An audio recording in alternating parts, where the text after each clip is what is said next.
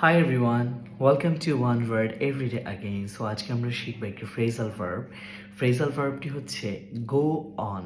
Go on শব্দটির অর্থ হচ্ছে বা ফ্রেজাল ভার্বের অর্থ হচ্ছে চালিয়ে যাওয়া বা ঘটতে থাকা, হ্যাপেনিং, কন্টিনিউইং এরকম কিছু বোঝাতে আমরা বলবো গো অন। হ্যাঁ, চলুন ট্রাই করি এবার আমরা প্রথম সেন্টেন্সটাকে একটু গো অন ইউজ করার জন্য।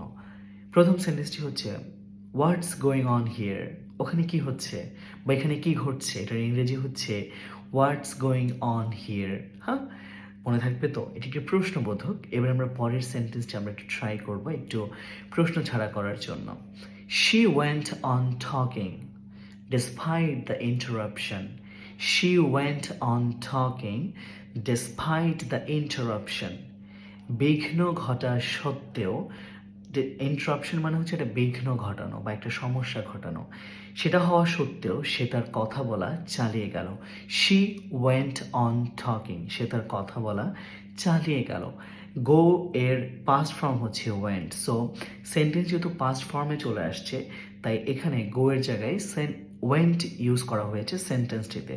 আমরা আবার সেন্টেন্সটি বলি, she went on talking despite the interruption. Interruption মানে হচ্ছে বিঘ্ন। ডেসপাইট শব্দের অর্থ হচ্ছে সত্ত্বেও, বিঘ্ন সত্ত্বেও সে তার কথা বলা চালিয়ে গেল।